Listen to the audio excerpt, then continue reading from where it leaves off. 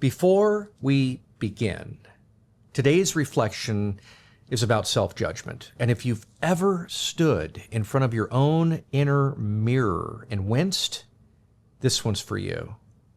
But first, two things. One, I read your comments. I read every word, and I want you to know I'm floored, I'm overwhelmed at times, not just by your kindness, though, but by the fierce honesty that you've chosen to share with this community.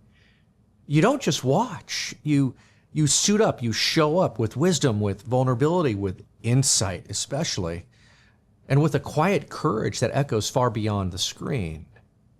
And two, this battle that we're going to be talking about today, it deserves way more than words. It deserves reflection. So, of course, I've created a companion worksheet for you to dig into, a place to map the terrain of your inner war and to meet your self-judgment with clarity and grace. And of course, you're going to find it in the description below. Now, let's breathe deep. Let's step into this dojo of the mind together, because self-judgment, it doesn't deserve the final word. You do.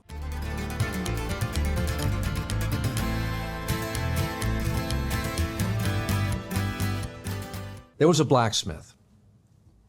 His name was Ren, and he was brilliant, exacting, relentless. Under the watchful eye of a punishing master, he became known not for what he made, but for what he destroyed. One flaw, one imperfection, and his work went right back into the fire.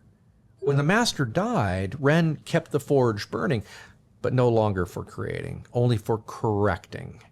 He'd draft blueprints and he'd strike steel, but every time he neared completion, the critical voice inside him whispered, "Not good enough."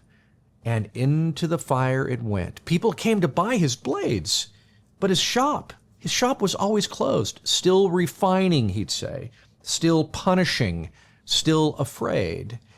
The tragedy, the real tragedy, Ren never lacked talent. He lacked forgiveness. Now let's talk about the inner executioner when creativity becomes a courtroom. I think that every artist has an inner voice. Sometimes it's gentle, sometimes it's encouraging, sometimes it's curious.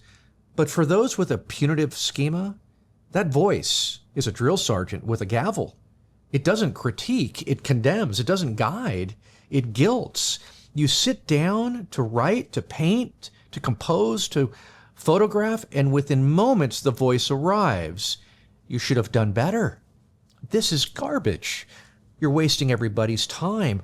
Who do you think you are to create? So you delete, you erase, you scrub the canvas clean again and again and again. And eventually you stop showing up to the page altogether. Now let's talk about the creative schema born in a harsh childhood. Where does this voice come from? It's not your muse. I think it's our memory. The punitive schema is often formed in our childhood, of course. It's a parent maybe who never praised your efforts enough, only pointed out your errors. Or maybe a teacher who shamed your mistakes in front of the whole class. Or maybe a faith community that measured worth in perfection, not grace. So now, when you create, your nervous system doesn't express, it braces. Your creativity isn't playful, it's panicked. It's not exploration, it's exoneration. It's not joy, it's judgment. You're not creating, you're trying to prove you're worthy to exist. Now let's talk about the artistic cost of punitiveness. Here's what I think it steals from us.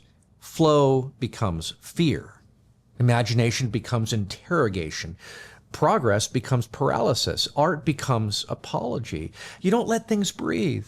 We don't let them just be. Everything must be flawless, edited mid-birth, scrutinized mid-sketch. We kill our darlings before they ever have a chance to grow. And slowly, the studio becomes a shrine to punishment instead of a sanctuary for possibility. Now let's talk about the Creator's confession, how to begin healing. I think we should ask ourselves, do I punish myself for creative mistakes more than I celebrate risks? Am I afraid to even start because I already assume I'll fail?